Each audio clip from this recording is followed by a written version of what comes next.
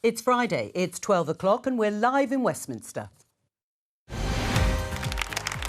A big victory for Labour in the Blackpool South by-election.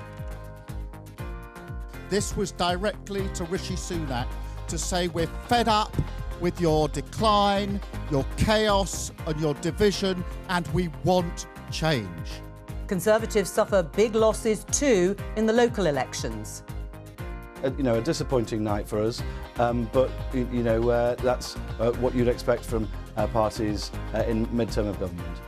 It's early days and counting continues. We're expecting a result in the race for Tees Valley Mayor in the next hour or so. Professor Sir John Curtis will be with us throughout, analysing all the electoral trends. I'll be at the big screen crunching the numbers. There are lots of results still to come for mayors, police commissioners and councils. I'll be talking to correspondents at counts up and down the country, politicians and commentators from across the political spectrum. With me throughout, the BBC's Deputy Political Editor Vicky Young, and at the start of today's show, Health Minister Andrea Leadsom, Labour's Deputy National Campaign Coordinator Ellie Reeves, and Liberal Democrat Deputy Leader Daisy Cooper. This is Politics Live.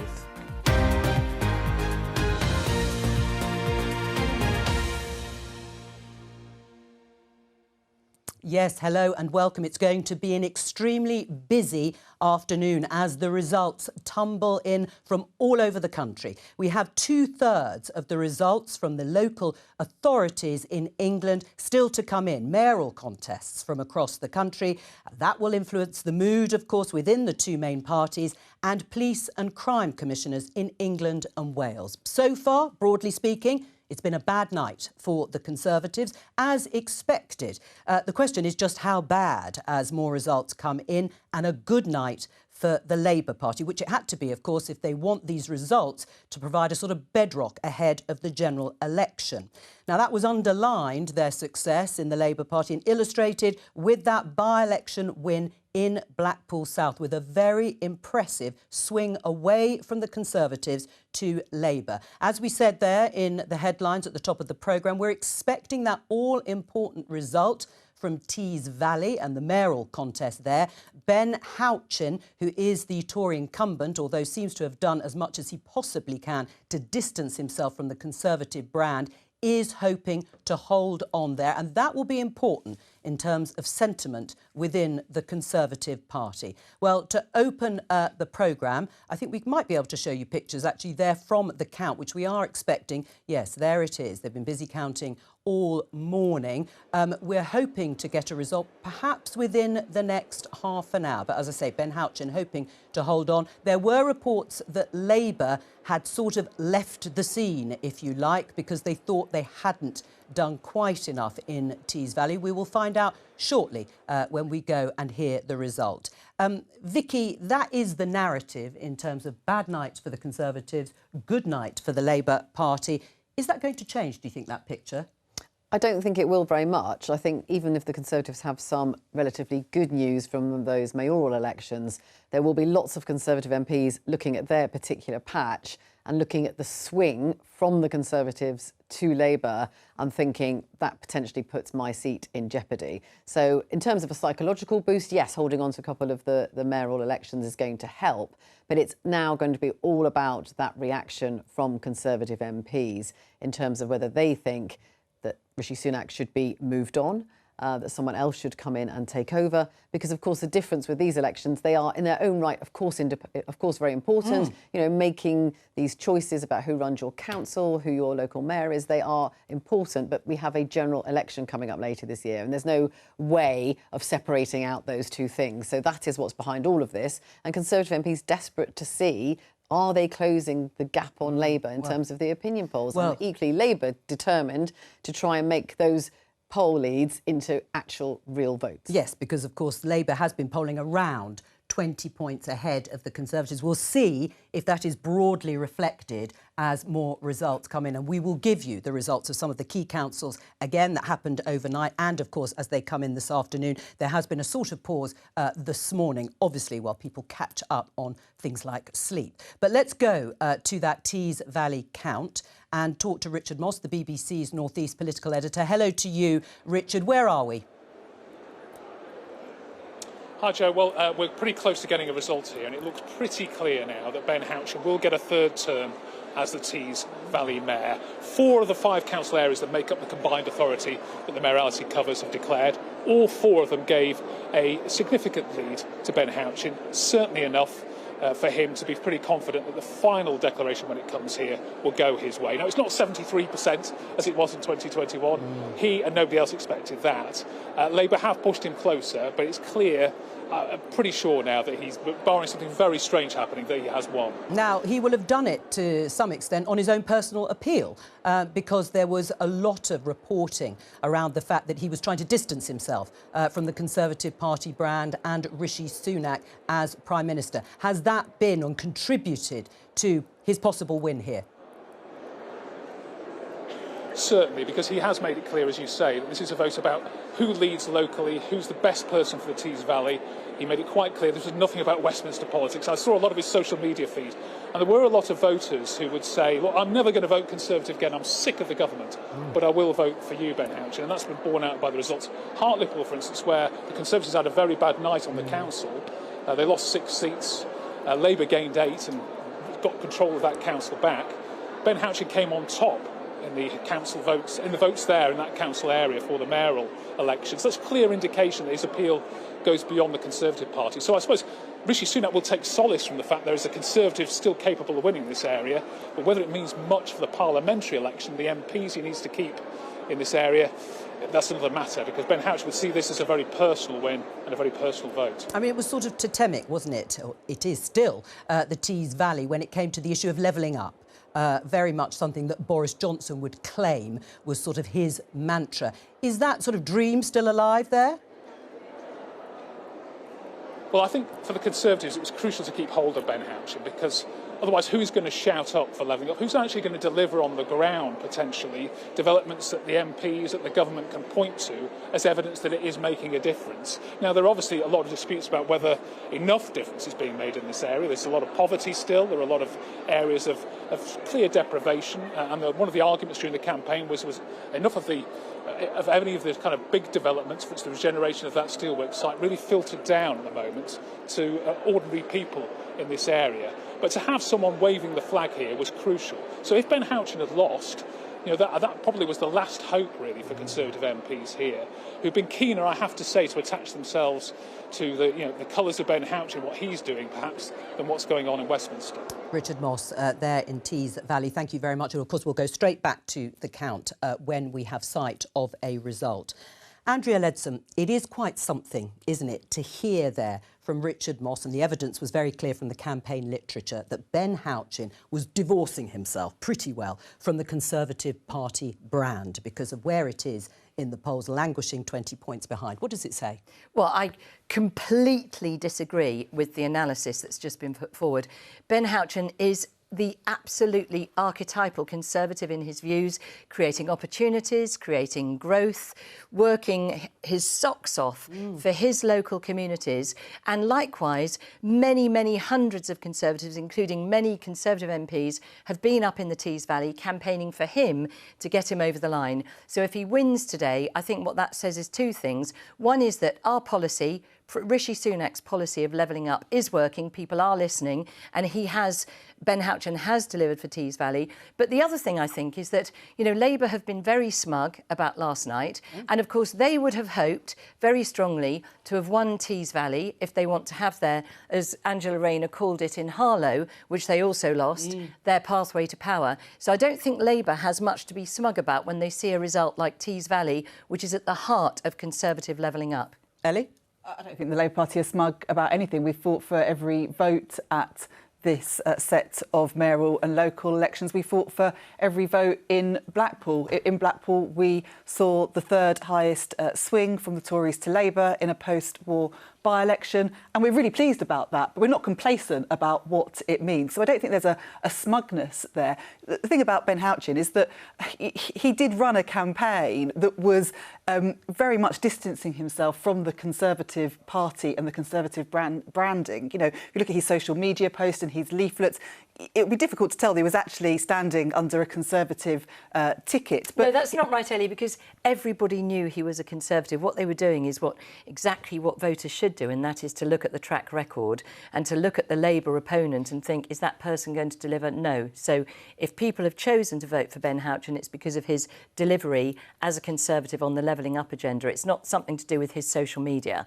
That's just nonsense. I mean, Andrea, when it comes to other parts of the country, it will be a bright spot. There's no doubt about it for the Conservatives. As is Harlow. If Ben Houchin wins. And yes, you're holding on to Harlow. And let's not... You're not seats in Harlow, though. No, but the point is, Labour, actually, Angela Rayner and Keir Starmer were there just a couple of days ago, and Keir Starmer says we need to win in places like Harlow if we're to form the next government. But they are winning. But we did win council seats. They're winning in Harlow. Harlow. They did not win Harlow. They're winning in Hartlepool and they're winning in Thurrock. That spread right across the country. And that idea, you were a key player, Andrea, in the Brexit campaign and formulating a historic alliance with former Labour heartlands, like the ones I've just mentioned, in the northwest and in the northeastern part of Boris Johnson's cabinet. Do you accept that alliance is broken? If you've lost councils in Thurrock, if you've lost them in Hartlepool, yes, you won that by-election in 2021, it's gone.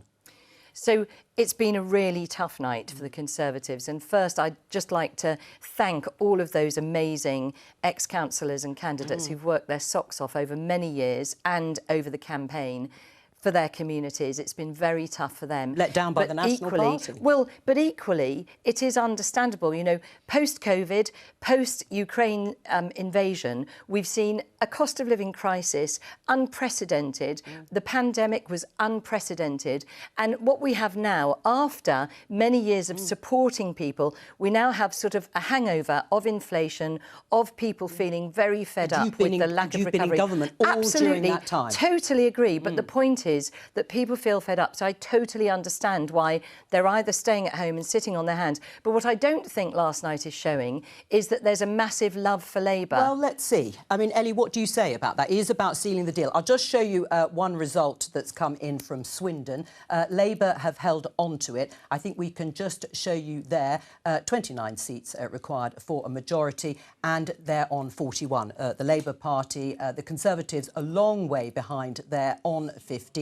So a Labour hold there in Swindon. We can show you the share, which is always important. You can see Labour have added, the seat change have added 9 and the Conservatives have lost 9. It is a pattern that is being reflected in a number of councils across the country. But in terms of sealing the deal, this is about proving that Labour is not just picking up from people who are fed up with the Conservatives, but that actually people are voting with enthusiasm in those parts of the country they need to win at a general election. Yeah, and I've spent time in Blackpool, I spent time in Thurrock, and a number of Rushmore that was declared last night. And, you know, I speak to voters on the doorstep there, and it's not just that they're fed up after 14 years of the Conservatives and the cost of living and NHS waiting lists and all the rest of it, but actually they're listening to the positive offer that Labour have got to put forward. Which is what, Ellie? Well, there's a number of things that we've set out. First of all, on financial stability is the first thing. You know, under the Conservatives, we had inflation to 3.2%. Under the Conservatives, we had the mini budget that crashed the economy. It sent mortgages skyrocketing. People are still paying £100 more a month. Let her respond. People are paying £100 more a month in their mortgages, whereas we've said, you know, economic security, everything being fully costed, having a beefed up OBR to make sure that we're financially secure is at the heart of everything that we would do. And that resonates with voters. They want that stability. They haven't had it under the Conservatives. Well, we can ask that question this afternoon about what it means, and we can see how it's reflected in the results. Let's go to Daisy Cooper for the Liberal Democrats. You've held on to the councils that were already Liberal Democrat. Where are you hoping to make gains? Well, we're expecting results later on today from places like Tunbridge Wells and from Wokingham, and we're very hopeful that we can make some significant gains in both of those places. They're both councils that are currently in no overall control. But what we can see overall is that we are on a winning streak. Our winning streak is continuing. We've seen that we've consolidated our position in places like Winchester, for example, where we've won more council seats. We've held on to Eastleigh as a council as well. Now David Cameron even has a Liberal Democrat councillor, we found out not long ago.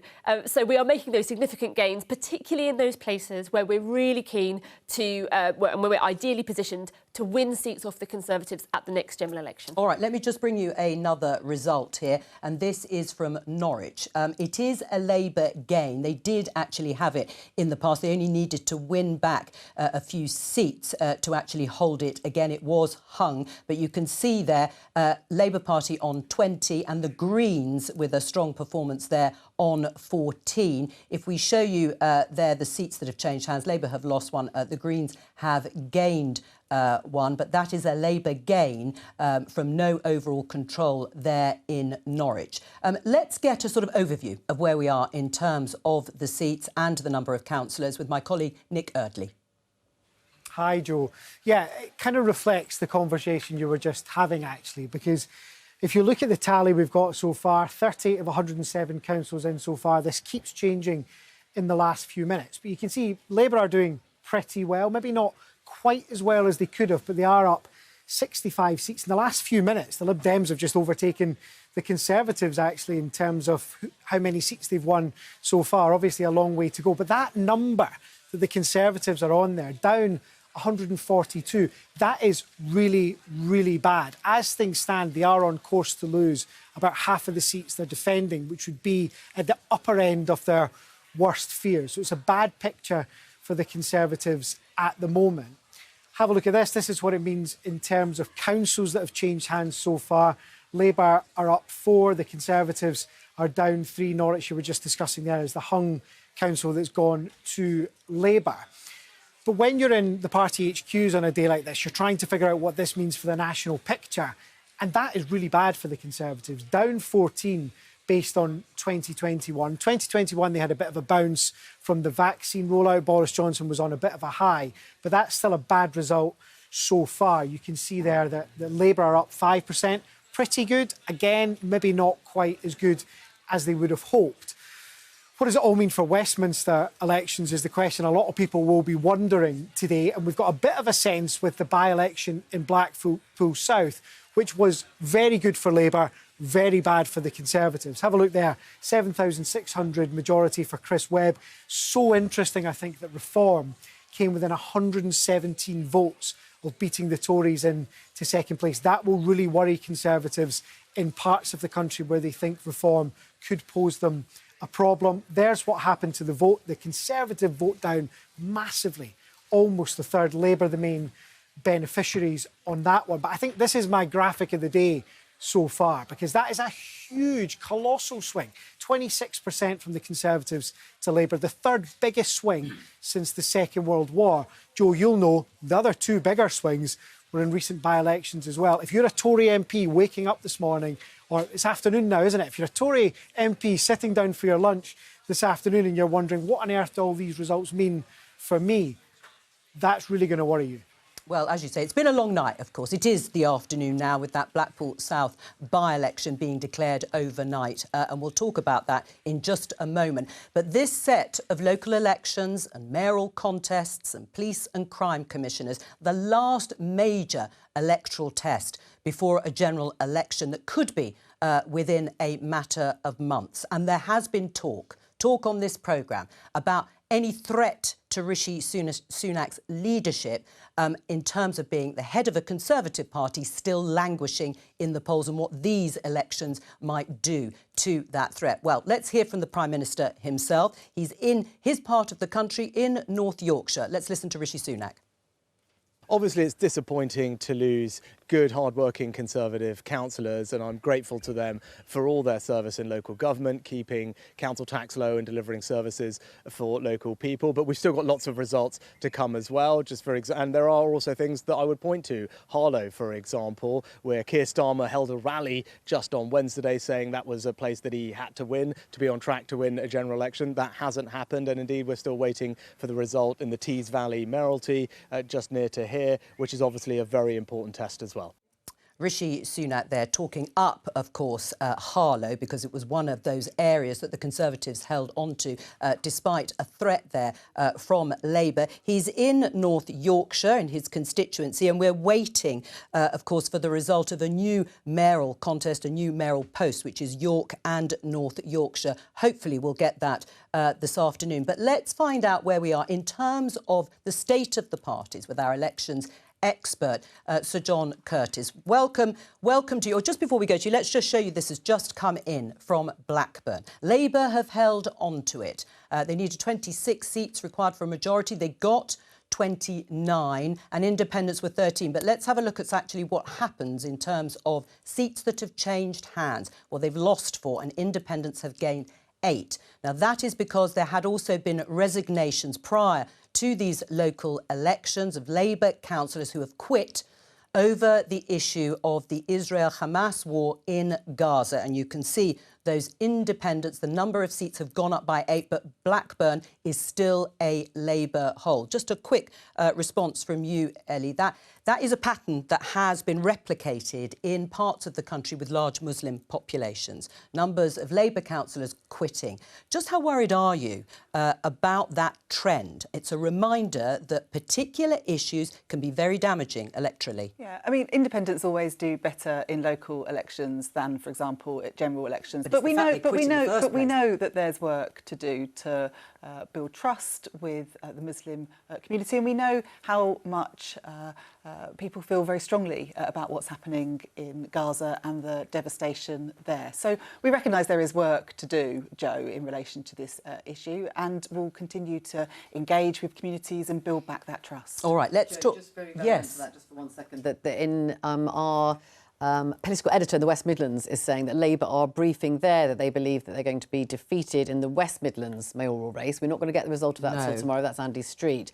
And they're citing the independent candidate, Ahmed Yaqub, who stood on a pro-Gaza ticket, saying that has been a major factor. Now, there's a bit of a row brewing there. A senior party, Labour Party source has said it's the Middle East, not the West Midlands, that will have won Andy Street the contest. Once again, Hamas are the real villains. A Conservative source has gone back to our political editor there saying that quote is vile, and they insist that the contest is extremely close. Yeah. So that issue coming up certainly there as well. Is that the language that people should be using? This is the first time I've heard this. That is the language this quote, and we need to see what happens in the election in the West Midlands. I was in the West Midlands yesterday campaigning, and it wasn't where I was the issue that was coming up on the doorstep. Right, but is that the language that Labour candidates, Labour councillors, Labour mayoral candidates should be using? Well, it's not the language that I would personally use, but we need to see what happens with that result and analyse, them when they come out. But we haven't seen those results yet, Joe. All right, let's turn to Sir John Curtis and get an overview, if you like, of the state of the parties at this stage. Welcome to you, John. Of course, we've got a lot more results to come in, but the importance of these elections, these local elections, they're important, of course, in their own right, electing local councillors, but they're important because we are up against a general election, which could be a matter of months away. Indeed, though, we need to be careful about that. I mean, the first thing to say, absolutely, is that local elections don't necessarily forecast what's going to happen in a general election in 6 months' time. But what they are useful for is as a barometer, though sometimes a rather complex barometer, of where we are at present. Because although it's undoubtedly true that not everybody votes the same way in local elections as they would in a general election, and that particularly helps the Liberal Democrats, the Greens, Independents, etc. However, the ups and downs of party fortunes, particularly for the Conservatives and Labour, do tend to parallel the ups and downs in other indicators such as parliamentary by-elections and in the opinion polls. And the crucial message that has come out of the bulk of the evidence overnight is that really very little has changed in the last 12 months.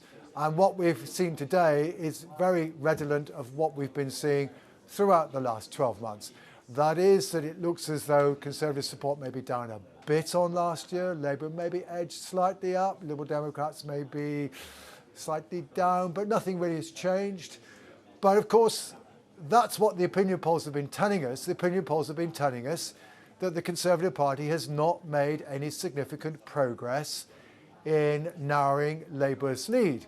Equally, I mean, we've now got rather used to these parliamentary by-elections and we get spectacular swings. You know, Blackpool South was the third biggest swing ever from Conservative to Labour in a post-war parliamentary by-election. But we've now had 5 parliamentary by-elections in which the swing has been over 20%. I mean, we've never had a parliament with so many, not even between 1992 and 1997. So although it's always understandable, it's always part of the game that we play at this stage of an election night and an election day, for parties who are not doing so well to cherry pick the odd result where they do well, we do have to acknowledge that the broad swathe of the evidence basically is sending a message that the Conservative project of trying to reduce Narrow's Labour lead doesn't seem to be making any progress. And as you've pointed out, there's only 6 months to go. Now, maybe in the 6 months they can achieve what they've not managed to achieve in the 16 months or so since Rishi Sunak became Prime Minister. But change is required and the clock is ticking. Can we talk about the mayoral contests? Because we are about to get the result from Tees Valley. The indications are that the incumbent Conservative candidate Ben Houchen will hold on there. Now, it's difficult to read across from party success from a mayoral contest, but it does provide a huge boost to morale, doesn't it? And sentiment within the party in terms of who holds on to these big mayoralties. Yeah, I mean, the strength and the weakness of these Metro mayoral contests, so far as local elections are concerned, is that they can sometimes be about big personalities. And Ben Houchen and Andy Street are big personalities. We've known from the very first such mayoral contest in London in 2000 that it can produce results that completely cut across the party system, i.e. Ken Livingstone's victory in London in 2000. So they're attractive, they're interesting, they've got personalities. And can I just interrupt you, because I think we can say now Ben Houchen has taken that mayoralty or held on to it. So the Conservative candidate, Ben Houchen, has won in the Tees Valley. Please continue. Sure. But the point is that because they have big personalities, personalities can sometimes win on the basis of the personal vote. And, I mean, so far as the Tees Valley is concerned, we've seen opinion polling that said that Ben Houchen had a good chance of winning, but which at the same time said, but he was going to get about 7 or 8% more of the vote than the Conservative Party would when people were asked how they would vote in a general election. And also just bear in mind, in that area, the Labour Party just managed to win control of Hartlepool. So the truth is the mayoral contests are probably the least reliable guide to the question you asked me at the beginning of this conversation, which is what do these results tell us for a general election? It is the results that happen to anonymous councillors that across the piece and across the country that tell us much, much more about the ups and downs of parties as parties, as opposed to the impact or otherwise of particular high-profile personalities that might be able to buck the trend in a particular kind of contest. So, John Curtis, thank you very much for the moment. But let's just get brief reaction. We're saying that Ben Houchen has won in the Tees Valley. He's held on to it. This will be his 3rd term. Fantastic news. Obviously, brilliant. This is the bright spot for you. And I probably should, at this point, introduce our new guest, Harry Cole, political editor of The Sun. Despite that, you heard what Sir John Curtis said. They're not easily identifiable in terms of how a party might perform at a general election. What is the mood within the Conservative Party? Look, they've had a spanking last night. It's pretty clear that it's at the upper end of the worst-case scenario predictions, and no amount of sort of pre-spin can really change the fact that I think if you look at those numbers, the Lib Dems are actually getting ahead of the Tories right now. Blackpool, yes, they didn't make it into second. Sorry, they did stay into second. They but only by 100 votes. And actually it shows Reform polling higher than their national level. So they're getting it from both sides. They're getting it from Labour and Reform. So yes. Not fun. We will go when the count actually makes the declaration in Tees Valley. But as I'm saying, we are calling it that Ben Houchen has won there. Let's talk about Blackpool South. I mean, the size of the swing is enormous, impressive by historic standards. But, as Harry Cole has just mentioned, Reform were almost within 100 votes of the Conservatives. How worried are you about that? Well, actually, I would have loved to have asked Sir John Curtis about that himself, because he's talking about this huge swing. But, of course, the last time there wasn't a Reform candidate.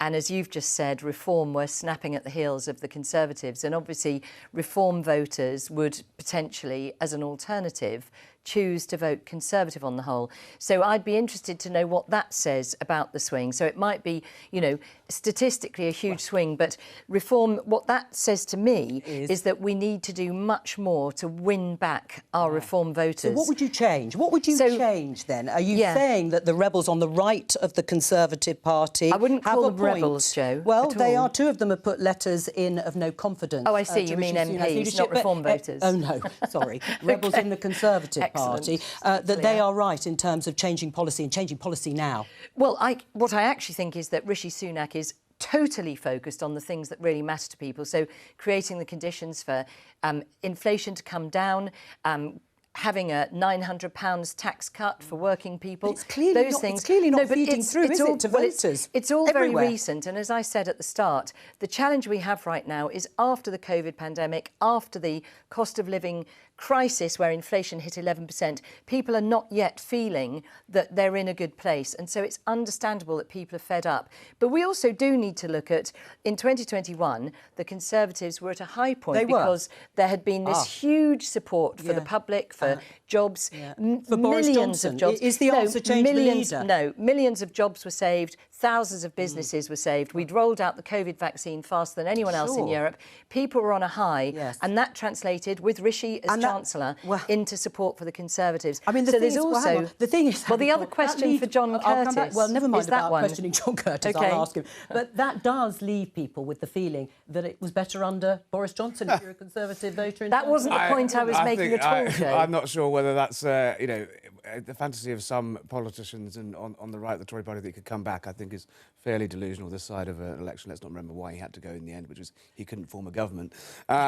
So I don't think that is the answer. One thing that has surprised me, though, this morning is even the people that put the letters in, the Andrew Jenkins of this world, are saying, you know what, we haven't got the numbers. And it's a numbers game. Yes, and that is definitely a feeling that has come across in a number of interviews that actually time's run out. So, the time to change the leader, if they were going to do it, was in January. In a weird way, actually, Sunak has spent the last 2 weeks actually buying off different bits of the possible rebellion. The defence ministers, the former defence ministers, who are all up in arms about defence spending. He was saying the right things on benefits for the right of the party, and Rwanda might just, take off. Who knows? It's such a key policy. You're kind of show this. Let me just bring it. Making it a brand new leadership policy. I know you all want to come, but let me just bring you the result, since we've been talking about it, and that is the Tees Valley result, the mayoral contest. There we can see, we put up the figures, you're looking at pictures there from the count, that Ben Houchen has won on nearly 82,000, to Chris McEwen, the Labour candidate, there on just over 63,000, and the Liberal Democrat there quite a long way behind. Now, let's have a look at the share of the vote there. 54% for the Conservatives, but what you have to remember, in 2021 it was 73%. That is a big drop there, but still a win for Ben Houchen, and 41% there for Labour. We can see how the share has changed. We can see a drop there of 19% for Ben Houchen there in the Tees Valley, and Labour are up 14%. Not enough to take it, but they're up by 14%. The Liberal Democrats are up to 5%, and we can see the swing there from Conservatives to Labour of 17%. But in the end, Ellie Reeves, it wasn't enough.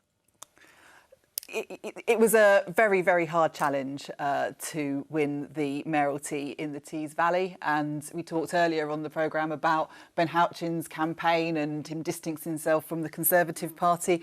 But if you look at the results, the swing to Labour there, you know, that majority that Ben Houchin had, 73% of the vote last time. But that only underlines how badly Labour were doing at that point. You were right then at your lowest point in 2020. Well, if you look to the swing to us and actually thinking about a number of the battleground seats in that mayoralty area... Let's go to Tees Valley and hear it. Ladies and gentlemen, as combined authority returning officer appointed for the election for the Mayor of the Tees Valley Combined Authority on Thursday the 2nd of May 2024, I hereby certify that the total number of votes cast for each candidate was as follows. Houchin, Ben, Conservative Party candidate, 81,930. McEwen Christopher Paul, commonly known as McEwen Chris, Labour and Cooperative Party candidate, 63,141. Thorley Simon Christopher, commonly known as Thorley Simon, Democrat, 7,679. The total number of votes cast was 152,750. The number of ballot papers rejected were as follows. 2 for one official mark, 118 for voting for more than one candidate, 2 for writing or mark by which the voter could be identified, and 790 unmarked or void for uncertainty, leaving a total of 841 rejected ballot papers. The total number of ballot papers verified was 153,591, which gives us a turnout of 30.80%. I therefore give notice that Houchin Ben Conservative Party candidate is duly elected as Mayor for the Tees Valley Combined Authority. Well, big cheer there for Ben Houchin, even if he has lost quite a bit of his share of the vote. He has held on. It'll be a third term for him. Let's listen to what he has to say. Thank you very much, everyone. I'll try and keep this short, so we will since go on. Firstly, I want to thank all of the staff, the returning officer, the police, and everybody involved in the campaign. Thank you to everybody last night who came to the verification as well. It was up very, very late in the verification. Everybody in the polling stations who did an incredible job, and the returning officer in the Stockton Council should be extremely proud of the election, so thank you for that. When it comes to the election, I just want to say that I am absolutely humbled by everybody that voted for me. Teesside is a place where I was born, I grew up, other than a very short sabbatical to Newcastle for 4 years and then I came straight back. It's a place where I'm going to be for the rest of my life. And to be re-elected for a third term in my home, in my community, is absolutely the greatest honour that anybody could ever give me. So I want to thank anybody that voted for me. It's a very, very proud day. I'm delighted. Thank you for giving me your backing. Thank you for backing me over the last 7 years, and thank you for backing my plan for the next 4 years. We've done a very positive campaign. We've tried to show a clear vision of what we want for our area. We're trying to show how we can change our region for the better. Because let's be clear, there's still a long way. Let's leave Ben Houchin there. It is all a little bit echoey, as is often the case when these counts are being done. Obviously, thanking everybody, a very personal appeal. No mention of the Conservative Party nationally or of the Prime Minister. No, not so far. Maybe he was going to come on to Might that. have been. I think what's interesting about this is the idea of, you know, the local personality, if you like, which is partly the point of the mayors, these big leaders, these big figures. So he's managed to withstand a significant swing away from the Conservative Party to Labour. Now, if you look at the parliamentary seats in that area, that makes a lot of them very vulnerable. Ironically, the one that probably isn't might be to Simon Clarke, who's, you know, very, very critical of Rishi Sunak. And called for the him, others, in fact, but the others so far are sounding still pretty loyal and saying this is not the time to get rid of Rishi Sunak. But, you know, I don't mean to be rude about the egos of MPs, but a lot of them might think that, look, I'm quite a big name in my area. You know, I've been around for a while. I might be, you know, a cabinet minister or something. I could also withstand this kind of shift. It doesn't really happen It doesn't really happen in general elections. It's a very hard thing to The other thing do. you've got to remember with Ben Houchin, it's not just Ben Houchin's personality. It's about £3 billion worth of Treasury cash has gone into that, which obviously does help. And that's that's the way it works. If he's a good mayor, he's lobbied for it. But you cannot underestimate the amount of investment that has gone into Teesside. And there has been quite a lot of controversy, though, Harry Cole, about a lot of it regeneration. Yeah, quite a bit of it stirred up by Labour, though, which is a little unfairly. Well, I mean, just to underline what Vicky has been saying, I mean, this is really the first sort of Conservative silver lining, if you like, in these elections. And although Ben Houchin's vote has fallen by 19% since 2021, that was when he got 73%, his performance is still 14% above what he achieved in the first contest. He's been the only mayor of Tees Valley in 2017. And the polling shows that support for Conservatives in the area in a general election was 21% lower than support recorded for Houchin. So this win is down to his personal popularity, Andrea. That must be worrying. I think that whole little bit of discussion is absolutely pathetic from the BBC.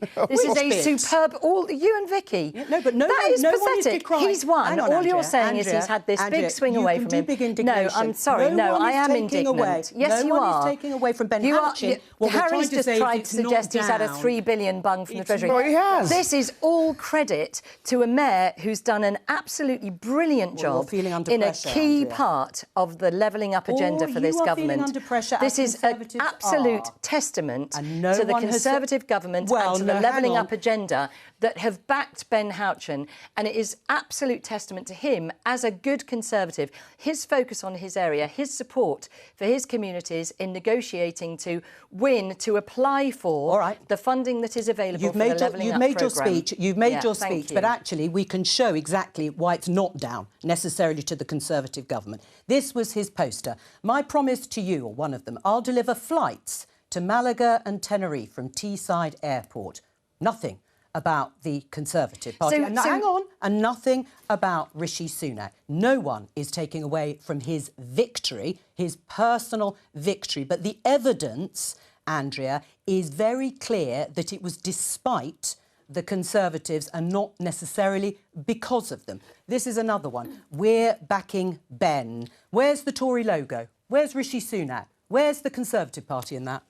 So are you asserting, Jo, that nobody knew he was a Conservative? No, I'm sure they did. And what they said to him was, we're voting for you, as we heard from our political editor in the North East, Andrea, but we won't be voting Conservative. That's your assertion. No. Well, that's what the political editor said in the North East. Oh, that must be true then. But we won't be voting Conservative in the general election. This is a fantastic victory. Yes, and it demonstrates what hard work and our levelling up policy is achieving around the country. More jobs, more growth, more opportunities for people. There's other evidence in other parts of the country. I mean, out in Dorset, for example, where Liberal Democrats are campaigning really hard, and we hope to see that we make some gains later today when the results come out.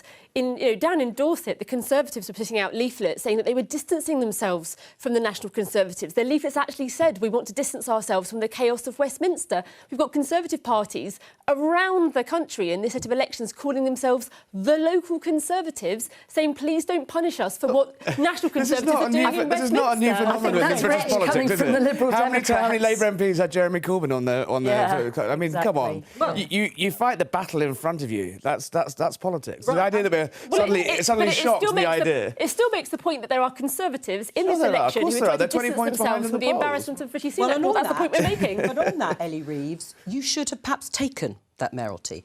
Labour were dominant in the Tees Valley once upon a time and in the whole area of Teesside. And the Conservatives took that from you.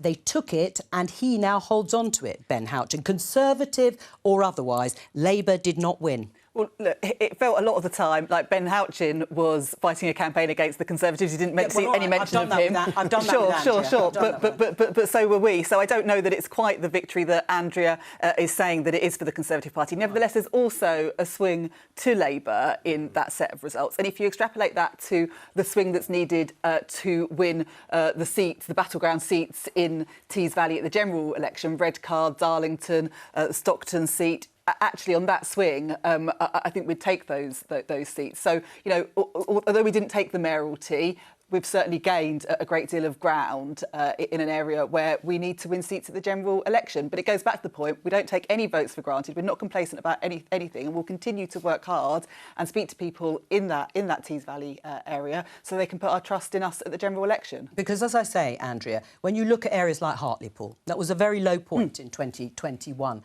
For the Labour Party. In fact, it's reported that Keir Starmer considered quitting at that point. So bad was it in terms of local election results and losing that by-election in Hartlepool. But Labour have taken it. They've taken Hartlepool, and so they should. But what does it mean for your Conservative Party when they are losing the sorts of councils in areas that you won in those post-Brexit years? That alliance is crumbling. Well, I think what it shows for us is that we need to get the message out there about the attempts that the government is really making to recover inflation to levels previously experienced, you know, the 2% target for the Bank of England, to put more money into people's pockets through the tax cuts that give people 900. To you now? Because we've been doing it since January. Well, I think it's still very recent, and as I've said earlier, I think people are fed up. You know, we've had this terrible pandemic, we've had the energy crisis, the cost of living crisis, all of these things. All this time, no, but all of these things are once in 100-year.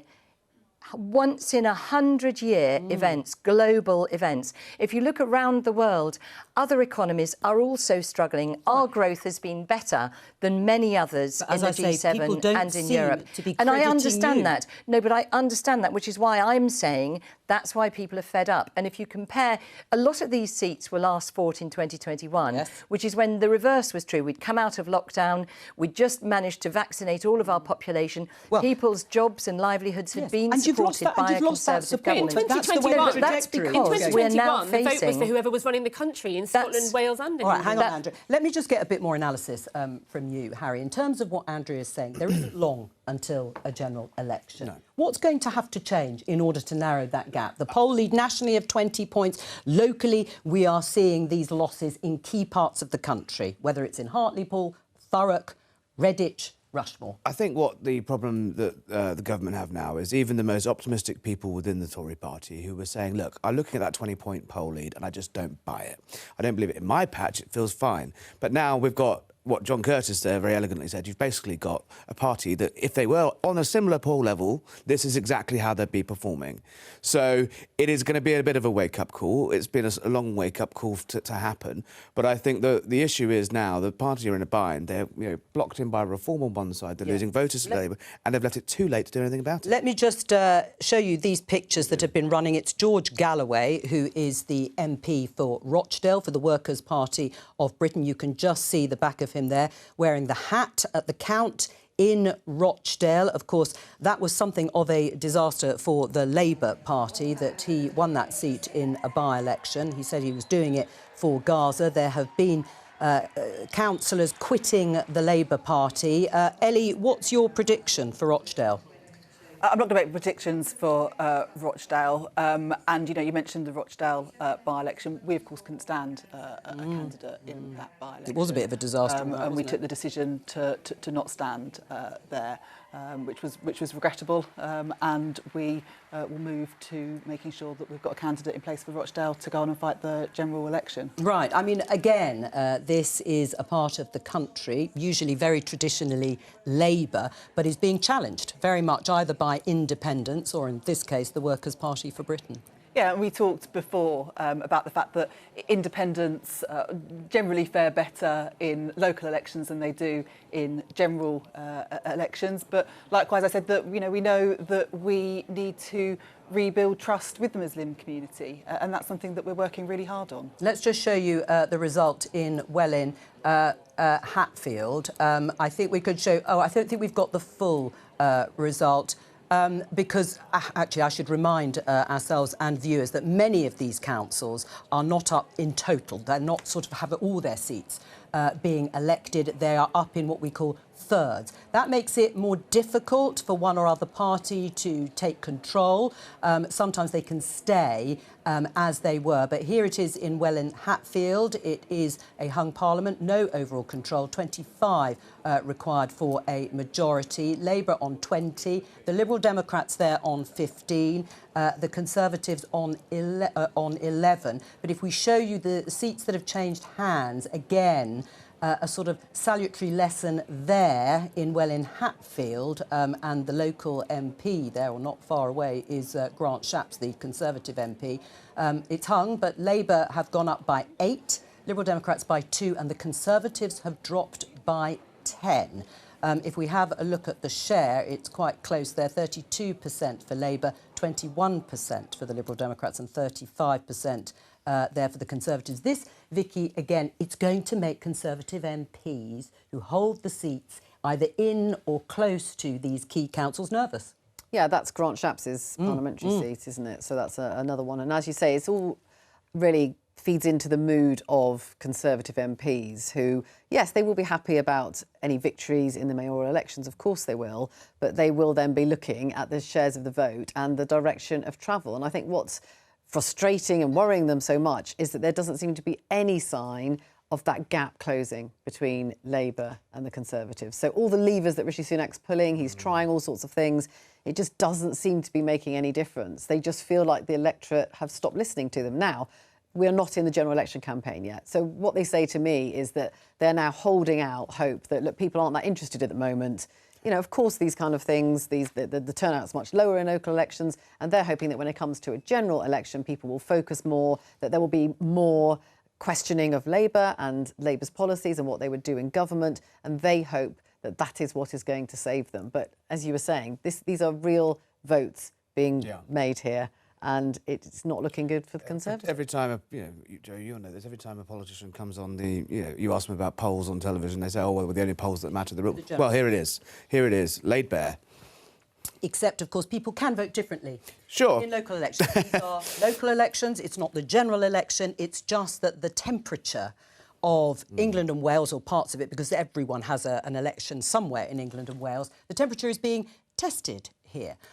Liberal Democrats quite often are overrepresented, let's put it that way, in local elections. It doesn't translate necessarily into the number of seats that you would like to see at a general election. But so far, you're definitely holding your position. You would need to be taking some councils, though, wouldn't you, Daisy, to be putting a bit more pressure on the Conservatives if you want to improve your tally at the general election?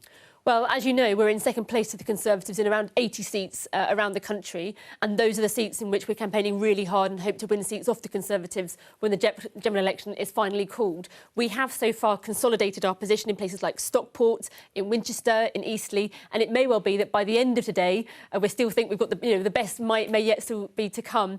There may be a couple of other places, some other places around the country that by the end of today we may have gained those councils, and if we do, that will be a sure sign that we're set to win more seats off the Conservatives when the general election finally comes. I mean, the other important thing is historic context in terms of where governing parties are and oppositions are this close to a general election. Labour have done well. There's no doubt about it, Ellie. They've done well, but you were expected to do well. It's not spectacular as yet in terms of if you look at the sort of local elections in 1995, in 1996 that led to a landslide under Tony Blair. Does that worry you a bit? Actually, if you look at this sort of stage in electoral cycle, and by the way, I was interested that Richard Holden said that this was mid-term elections. Five to midnight, more like, yeah. Because we could have a general election any time. Andrea hasn't used No, that's right.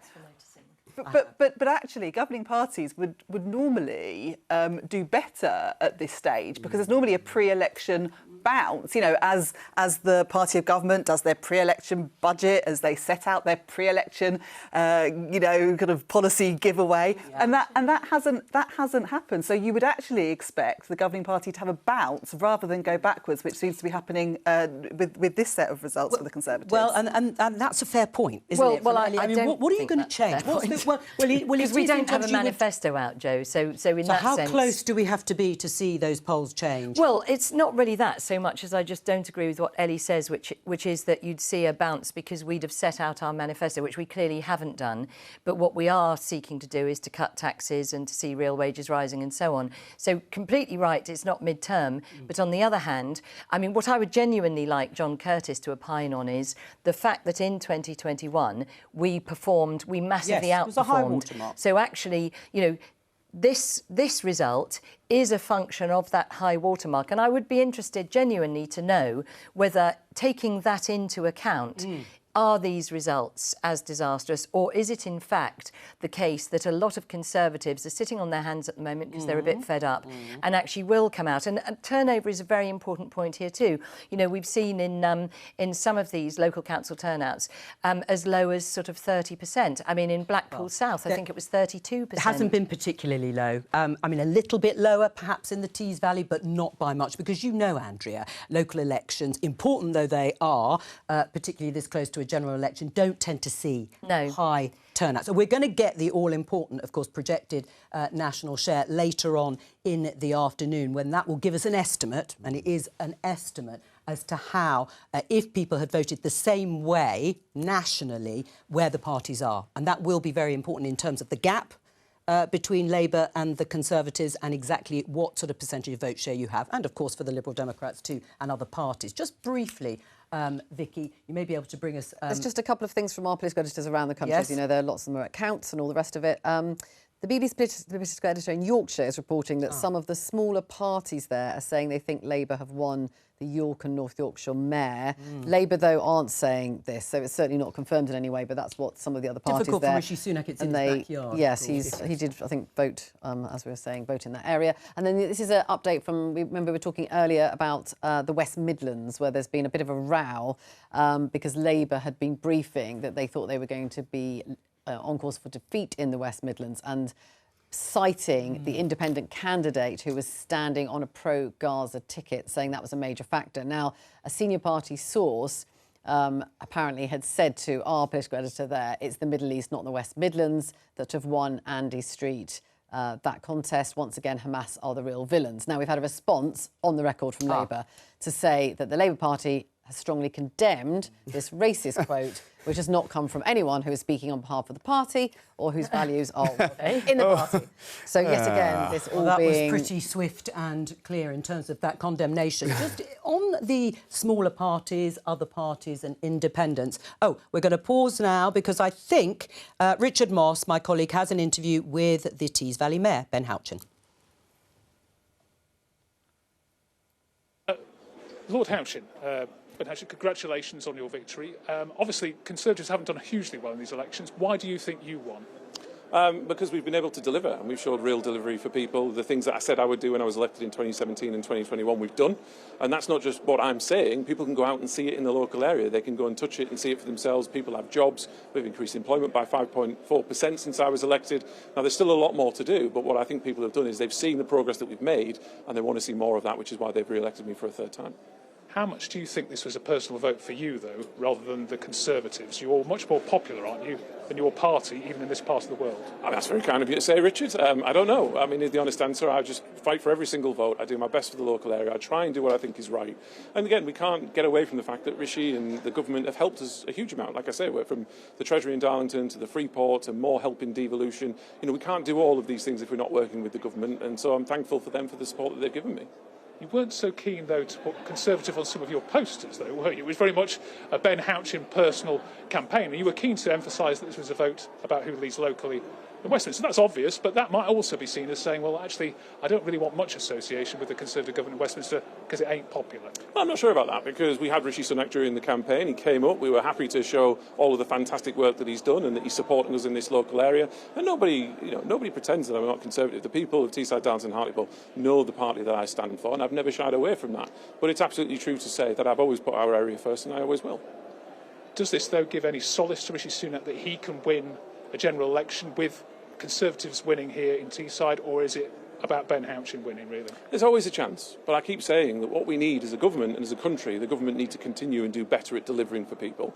The people that I'm hearing that may not be thinking about voting Conservative or are currently thinking whether they want to vote Conservative at the next general election, they want more progress. We need to give them the excuse to vote for us, and we haven't quite given them that excuse yet. But what we've seen in places like my election here is when you do deliver and you give people real tangible results, people will back you again. So there is still a chance. There's a lot of work to do. The government need to get on with it. But what we're also seeing is a Labour Party that threw the kitchen sink at us here. Like I said, multiple visits from Keir Starmer, most of the shadow cabinet. They were trying to pretend this was about Labour versus Conservative, and they didn't do as well as they wanted to do. I mean, they were very confident just a few days ago that they were going to win, and they haven't done it. So there's a lot to play for nationally. But again, that's for commentators and others to worry about. I'm worried about my local area and the people that I represent. A third term, you are the mayor, but obviously, there could be a change of government around the corner. Will things be quite as fun with a Labour government in charge, sending the National Audit Office potentially into that key Tees Works development, that regeneration site? Well, what we've seen is everything we've done has been fantastic, right? We're creating thousands of jobs, huge amounts of investment, and I've already got 4 Labour leaders that I have to get agreement from anyway as part of the combined authority. So I'm used to working across party. And again, Keir Starmer came out just a few weeks ago. So if there was a Labour government, he's promised more powers and more money to mayors. So that gives me more freedom to get on and to do what I do best, which is deliver for local people. Can Rishi Sunak deliver for the Conservatives' general election victory? Absolutely, he can. He's got to get to work, and we've got to double down, and we've got to give people something to vote for, give people a reason to vote for us. Ben Houchin, thank you so very much. Thank you. Well, that was Richard Moss talking to the triumphant Ben Houchin, the Conservative candidate and incumbent in the Tees Valley. He has got a 3rd term. He said it's up to commentators to make a decision. Cue Harry Cole. And, of course, watchers and observers, Vicky Young, need to do better. The government needs to do better at delivering. They need to make a lot more progress. The problem is there enough time? Well, I thought the really interesting line he said there, and one that will, I imagine, be piercing in the ears of Downing Street, is give us an excuse to vote for you. Give us something to sell on the doorstep. A takeaway, tangible retail policy, something that it's different, because what they've got at the moment just doesn't seem to be enough. And I think that without a manifesto that really has some big, eye-catching, very easy-to-explain policies on the doorstep, rather than just cooking the books on small boats and saying the word Rwanda, cost of living, effective policies, because the tax cut stuff hasn't worked. They're going to have to go further. And Ben Houchin was saying it was like he was talking to the Prime Minister there. Yes, I mean, sending a message. Exactly, yeah. One here, but you could be doing pull your better. Socks up. What would that one policy be? If you were in charge, and maybe you do advise senior cabinet ministers, what would a policy be that could change the dial for the Conservatives? I'll answer that, but I would just like to observe he did say he's a Conservative, yes, he did. and he did praise the Prime Minister. I'd just like to say, told you so. Now the balance anyway, is shut. Yeah. There's no doubt about that, is there? No doubt. And he also did say everyone knows he's a Conservative.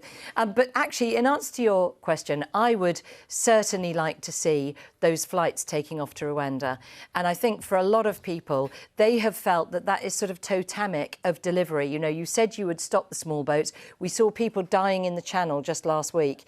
And actually, if we could get our immigration policy sorted out so that we can stop that from going on, I actually think would reassure lots of Reform voters to come back to us. And I think it would get a lot of Conservative voters to think, right, we'll come out and support you. But to Harry's point, we are seeing tax cuts, and as he says, they've not cut through. We are seeing inflation reduction. That's not cut through. Right. So actually, I think we need that one policy, and that was it. I think we're saying goodbye to you, Andrea Leadsom, and also you, Daisy Cooper. Thank you both for joining us, and also to you. Thank you. Harry, my guest for this first part of the show. We're holding on to Vicky Young and Ellie Reeves. It's now time for a news update with Azadeh Moshiri. Hello, here is a summary of the BBC News. The Conservative Party has suffered heavy losses in local elections in England. The results are being seen as the last major test of public opinion before a general election due this year. The Labour Party has made significant gains, with the party also winning the Blackpool South by-election, taking the seat from the Tories. Prime Minister Rishi Sunak gave his reaction to the day's results not long ago. Obviously, it's disappointing to lose good, hard-working Conservative councillors, and I'm grateful to them for all their service in local government, keeping council tax low and delivering services for local people. But we've still got lots of results to come as well. And there are also things that I would point to. Harlow, for example, where Keir Starmer held a rally just on Wednesday saying that was a place that he had to win to be on track to win a general election. That hasn't happened, and indeed we're still waiting for the result in the Tees Valley mayoralty just near to here, which is obviously a very important test as well. Do you need to convince your party you can do better in a general election? Well, as I said, if Keir Starmer was in Harlow on Wednesday saying that was a place that he needed to win in order to win the next general election, that hasn't happened. We still haven't got the results from places like Tees Valley with the mayoralty results, which again is a key battleground. I'm focused completely on the job at hand. That's delivering for people across the country. If you just look at what we're doing in the last week or so alone, a £900 tax cut hitting people's payslips, the first failed asylum seeker off to Rwanda. At the same time, what have Labour said? Well, they said that they are going to scrap the Rwanda scheme and, as far as I can tell, offer an amnesty to illegal migrants. That's no way to solve that problem, which is important to people right up and down the country. However, there was some success for the Conservatives. Ben Houchen has won Tees Valley, giving Rishi Sunak a potential political lifeline. So I want to thank anybody that voted for me. It's a very, very proud day. I'm delighted. Thank you for giving me your backing. Thank you for backing me over the last 7 years, and thank you for backing my plan for the next 4 years. We've run a very positive campaign. We've tried to show a clear vision of what we want for our area. We've tried to show how we can change our region for the better. Because let's be clear, there's still a long way to go, right? I'm not sat here pretending that everything's perfect, but we are making good progress. But we need to continue to tackle the problems that we have in our local area, and the plan that I've got in place is the right one. And for as long as I am there, I will continue to work as hard as I possibly can for everybody. And for those people that didn't vote for me, that's absolutely fine. I'll spend the next 4 years working doubly hard, doubling down, and I'll work even harder to make sure that I can secure your vote in 4 years' time. So I just want to thank everybody out there. But let's keep on going. Let's keep pushing. Let's keep pushing for a better Teesside, Darlington and Hartlepool. Let's deliver more jobs, more investment. And again, I just want to thank everybody. It's a really humbling experience. Thank you so much. Labour leader Sir Keir Starmer was in Blackpool this morning and spoke to our political correspondent, Helen Catt. Look, we want that general election, and we're confident going into that general election, because what this by-election shows is that the country wants change.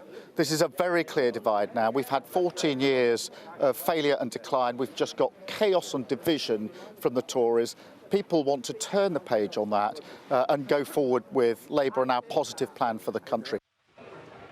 A former senior post office lawyer has denied a cover-up over the defects in the Horizon IT system that led to the wrongful prosecutions of sub-postmasters. Janelle Singh is back for a second time giving evidence today at the inquiry into the post office scandal. It comes as the BBC has learnt that a number of post office lawyers were aware in 2010 that a leading expert on the IT system had given contradictory information.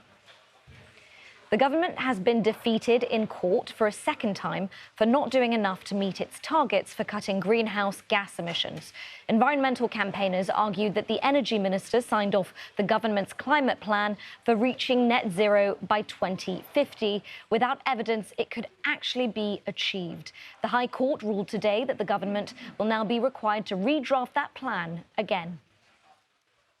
In Brazil, floods have killed over 30 people following the collapse of a dam after days of heavy rain. Over 1 million people are now without power and clean water since the storms began over the weekend. The collapse of a hydroelectric dam following days of heavy rains triggered massive flooding.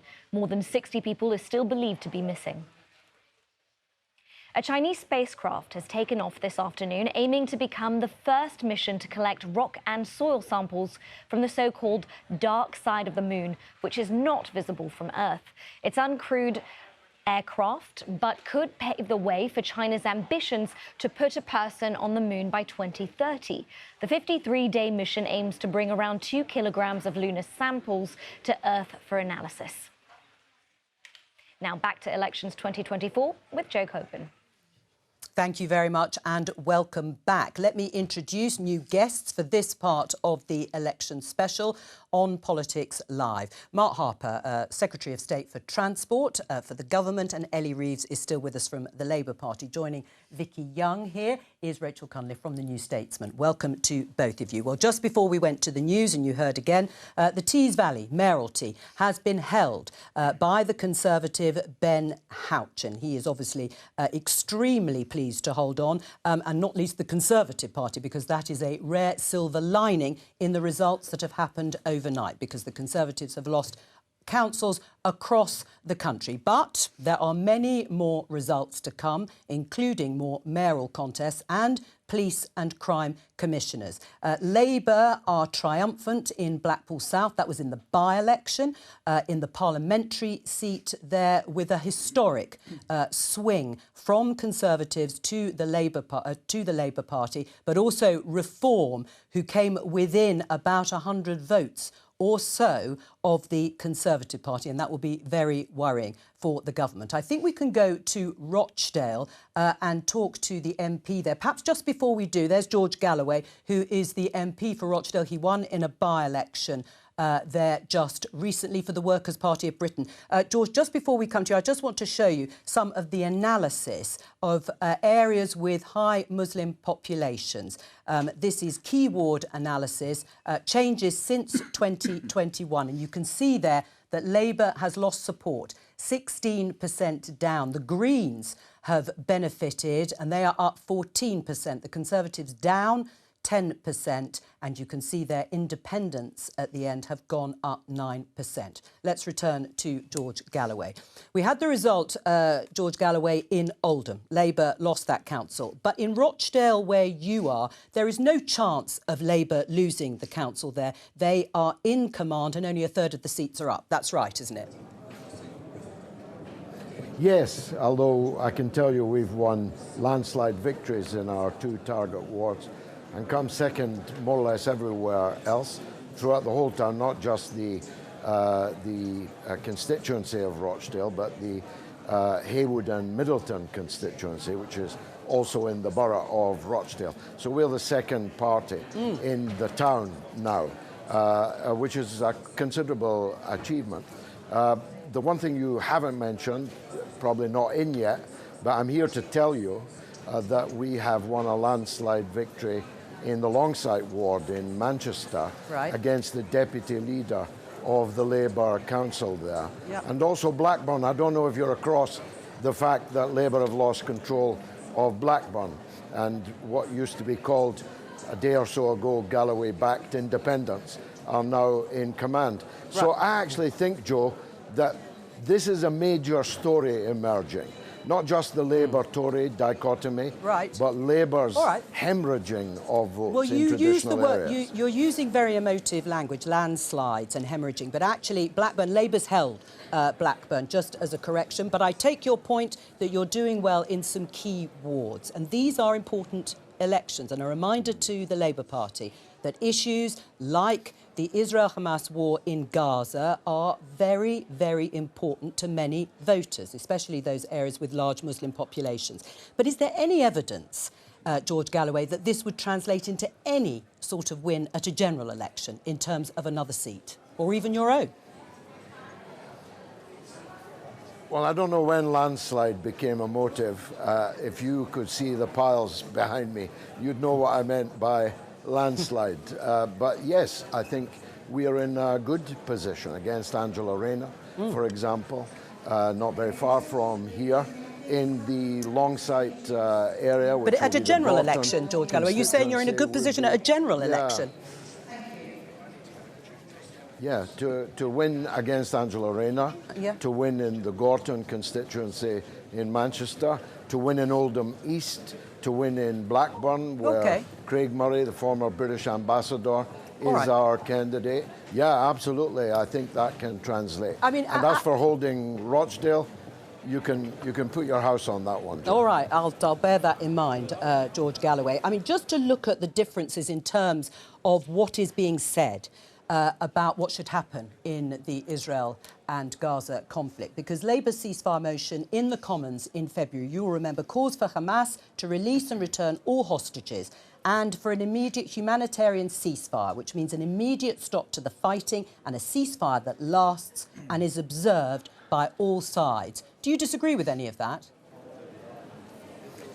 Well, millions of people in Britain don't believe that Labour is in any way interested in doing anything that will stop the rampage in Gaza. And the votes you've just been discussing with me make that clear. So they haven't persuaded me of their bona fides, but more importantly, they haven't persuaded their once very loyal vote, a core vote of the Labour Party, lost over Gaza. All right, let me just put that to Ellie Reeves, who's a senior campaign coordinator as well as an MP for the Labour Party. What do you say to that? It's not so much what Labour is saying. George Galloway hasn't said he necessarily disagrees with what's being said by the Labour Party. They just don't believe you care. Well, we've called for an immediate ceasefire in Gaza. It took a while. We know we've got to rebuild trust with the Muslim community. We get that, and we understand people's strengthful feeling about the devastation that they see in Gaza, and the number of people that have been killed is intolerable. We've called for that immediate ceasefire. But also what we want to see is long-lasting political solutions as well. So a two-state solution and a state of Palestine. And we've made that really clear. And we know that we need to rebuild that trust with voters. But we have set out our position that we want that immediate ceasefire. We want the fighting to stop. Far too many people have been killed and it needs to stop. Right. I mean, George Galloway, you may suspect the motive or not feel that they are sincerely held. But in terms of what's being said by the Labour Party, there's nothing there for you to disagree with. Well, it's too little, too late, and it's not pressed with any kind of gusto at all. I was at Foreign Office Questions on Tuesday. I asked 2 questions on Gaza on Tuesday at Foreign Office Questions, but the Shadow Foreign Secretary, David Lammy, went to the dispatch box 3 times and blamed the Palestinians for a failure to achieve a ceasefire. That's the real face of Labour in this. Keir Starmer didn't hide the fact that he's an unequivocal, his word, supporter of Israel, and a very large number of formerly loyal Labour voters can't stomach that. And they showed it yesterday in the elections. I mean, we've just heard, George Galloway, along the lines you were talking about, that Workers' Party of Britain, the party you represent, has won 2 wards in Rochdale. Is that somewhat underwhelming, bearing in mind the strength of feeling that you have been talking about amongst voters there? No, well, we only put up 5 candidates, and these were our 2 target wards. Okay. And I told you they'd won by that emotive word, landslide, and so we have. Across this whole area, across this whole area, and we work as a team across several boroughs. Right. We've won sensational results. We've even caused Labour to fail to win the West Midlands. The Galloway-backed candidate we don't know the results. Third. Yeah, we don't know the result there yet. I'm just going to let you go, but briefly, who would you rather see as Prime Minister after the election, Rishi Sunak or Keir Starmer? The left side or the right side of the same backside, they're just a backside for us. Well, on that rather low moment there in terms of anatomy, anyway. George Galloway there in Rochdale. Just listening to that. Oh, sorry. Yes. Labour are calling East Midlands. Yes. Mayoral, they're saying that Labour's Claire Ward has beaten Ben Bradley comfortably, and they're making the point that that covers a dozen key parliamentary battleground seats in that area, as we know lots of marginal seats that is very important in terms of not just sentiment and psychology, but actually the sorts of seats that the Tories are going to find very difficult to hold on to then at the general election. It's a new mayoralty, and it looks as if Labour have won. Well, look, First of all, I'm going to wait and see the result on that before I comment. But let me just go back to something you were talking about on the mayoral tiers before, because I am just going to nail this nonsense coming from the Labour Party on Ben Houchen's victory, right? He absolutely stood as a Conservative. I was in his patch last week. I was delivering these leaflets that very clearly say he's a Conservative candidate. All this nonsense that somehow it's not really a Conservative win and it's not really anything to do with us. It's nonsense. There's not much mention of the Prime Minister. It's utter nonsense. The Prime Minister was campaigning with him, as you heard in that report. We've been working incredibly closely with him. His campaign was about delivering things, and part of that is about the money that we've given him. He also cancelling the he second also phase of HS2. He also said, I'm going to come to that. Hang on, but voters need an excuse. Need an excuse to vote Conservative. The National Parliament needs to deliver more in progress. I know that you want to say that this, of course, is a victory, and it is a victory. Well, yeah, but it was more on personal appeal. And I think all the discussion through the campaign has been that. You can spin it every way. That's your job. You can't. You can't. Our opponents can't have it both ways. They can't say that all the losses of council seats are somehow the Prime Minister's responsibility, and then we have really strong wins. Ben Houchen and the Conservatives won every single borough across Tees Valley. How much have they lost in terms of their share of the vote? We won every single borough across Tees Valley. That's a set of parliamentary seats which Labour used to take for granted for decades, right? Well, let Ellie answer that. And they can't have it both ways. That was a strong win for the Conservative Party. But look at Hartlepool. We took control of Hartlepool Council, for example. Ben Houchen Ben won that borough. Clearly has. And Ben won that borough.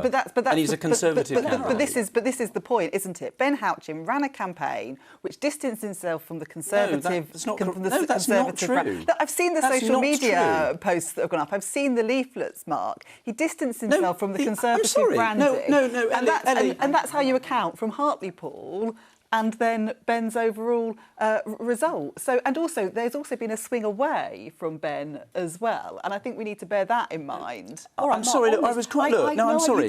You brought your campaign, and that's fine. And you're right. Ellie just said he distanced himself from the party and pretended he wasn't a Conservative. I'm sorry.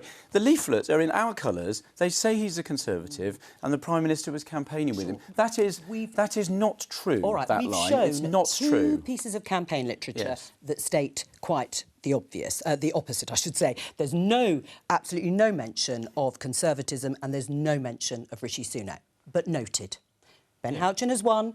And he was quite clear in his interview, by the way, about his strong support for the Prime Minister. Let me go back.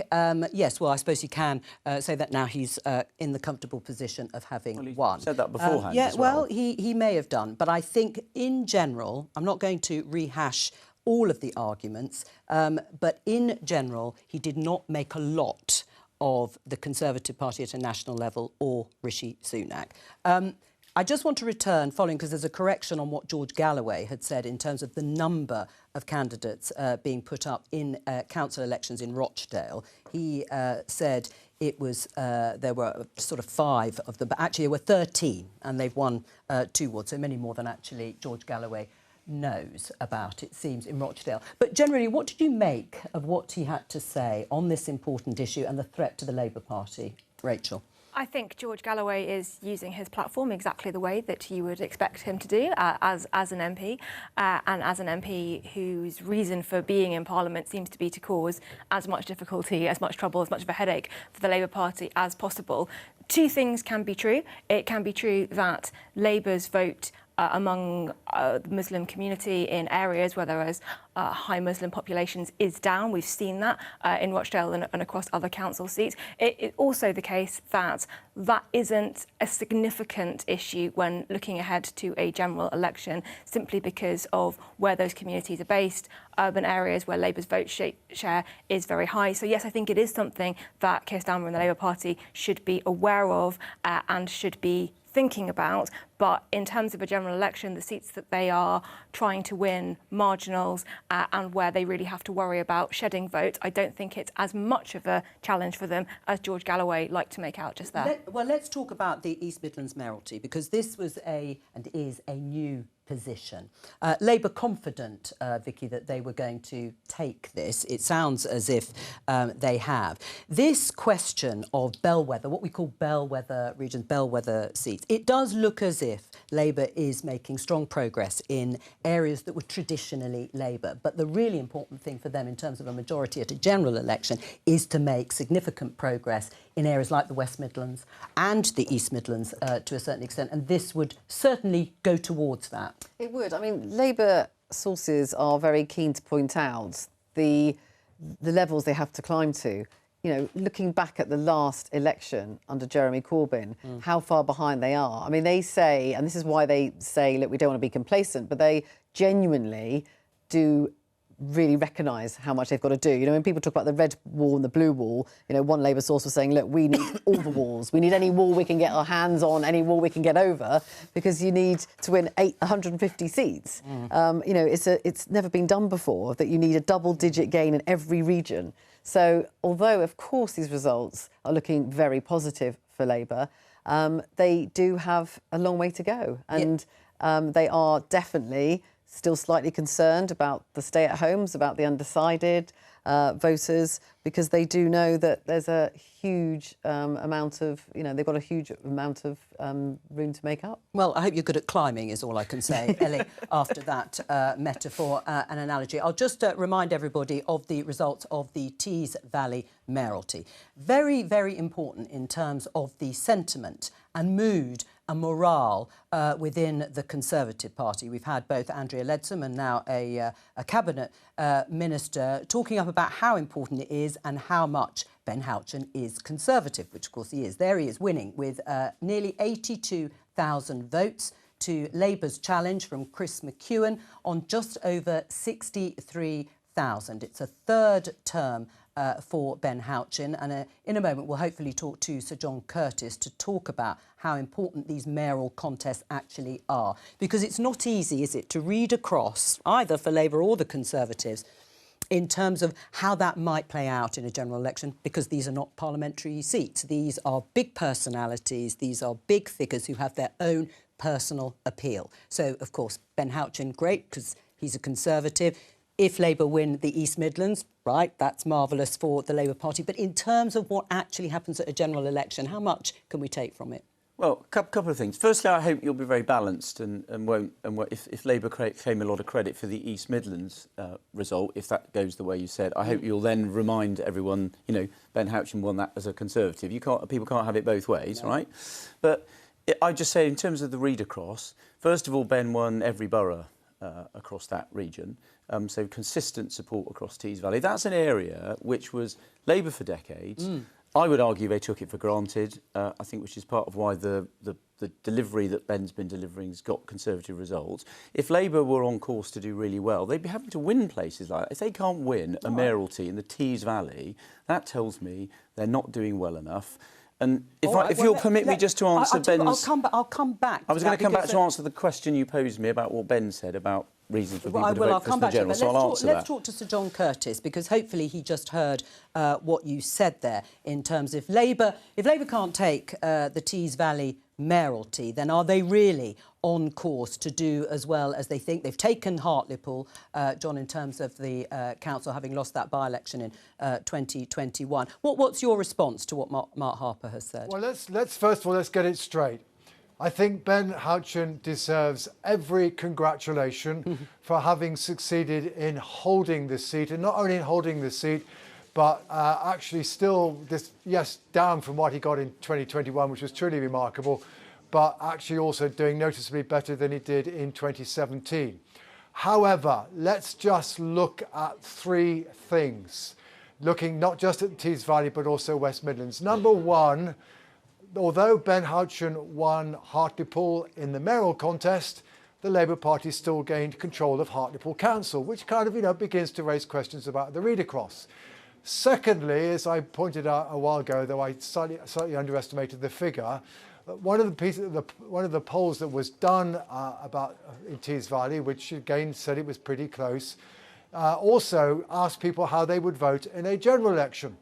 And the level of support for the Conservative Party in the general election was 21 points lower than that poll credited Ben Houchen with in terms of the mayoral vote. And you could see, if you looked at the detail of the tables, you could see very clearly that there were lots of people in the Tees Valley who were not willing to vote Conservative again, having done so in 2019, but who were still willing to vote for Ben Houchen. Thirdly, this will take us forward to tomorrow. The other story that we can expect the Conservatives to focus on, not surprisingly, is if Andy Street succeeds in defending the West Midlands. But in the West Midlands, there are 2 elections going on Thursday. One for the mayoralty and the other for the Police and Crime Commissioner. And we know from what happened in 2021, that while Andy Street won the mayoral contest, the Labour Party won the Police and Crime Commissioner contest, which does therefore again raise doubts about the extent to which we can necessarily presume that the mayoral contest is a reliable guide to what's going on more broadly. And again, in the West Midlands, the current polling also suggests that Andy Street is outpolling his party. So, every congratulations to Ben Houchen. It is a remarkable improvement. It is one of the political successes of the levelling up policy, but against a 14-point decline in Conservative support since 2021 across local councils up and down the length and breadth of England. It is, shall I suggest, it's a silver lining to the cloud, but it doesn't disperse the cloud that was hanging over the Conservatives at 6 o'clock this morning. Well, just stay with, what do you say to that, Mark? Do you think that's a fair assessment? Well, look, on the comparison with 2021, I covered that yesterday, actually, which is that was an election where we had, I think, independent people will acknowledge, not just us, a vaccine bounce. We just come off the pandemic. Yes, we were fastest in the world at doing it. It's our best set of local results since 2008. So, actually, we were almost certain to go back from that performance. Yes, it's but Ben's, and as John said, Ben improved performance from where he was in 2017. So I think that's good. So they're mixed results. Yes, I accept that. But it's the so if you want to do if you do the read across, Ben's campaign was all about having a record of delivery and a promise of more. And I think if I answer his question, the way I would answer his question that he posed, is we have to be clearer and set out the things that we have achieved, and I think we've got a fantastic record on dealing with some of the real challenges that were thrown at us, like the pandemic. And one of the things I think that I hope my colleagues in Parliament will do after this set of elections is focus on that choice that faces the country at the general election between Labour and the Conservatives, get behind the Prime Minister, set out our record, and spend all of our time talking about that, all right. So that's what we focus on. And Ben's demonstrated that if you do that, then you can win. All right, well, we'll come back to that with you and Ellie in a moment. But so, John Curtis, we were talking to George Galloway, who is the MP for Workers' Party of Britain in Rochdale. He was talking about landslides in certain wards in Rochdale and in the area as a whole for his party. And there's no doubt that in areas with large Muslim populations, Labour support has gone back. How significant is it? Well, it's actually a little bit more subtle than that. We've done a bit more digging on Labour's difficulties in Muslim-held wards. And what you discover is that it really is a problem for Labour in Labour wards where there was already a in Muslim wards, wards with lots of Muslim voters, where Labour were particularly strong, having over half the vote back in 2021. In those wards, Labour's vote on the data we have is down by 18 percentage points. That is clearly a problem. On the other hand, if you go to wards where Labour were less strong, their support is less than 40%, then you don't see Labour struggling in anything like the same way. Now, there are a couple of things perhaps to draw out from that.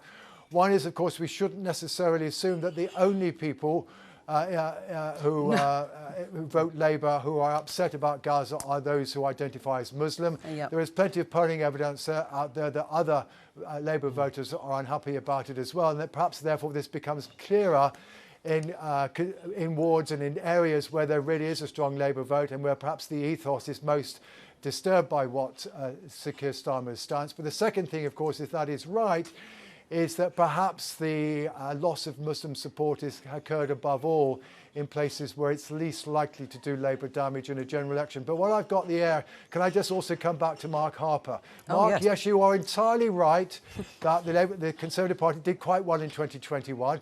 It was about 6 points ahead in the opinion polls, which is more or less where you would need to be in order to win a general election, but no more than that.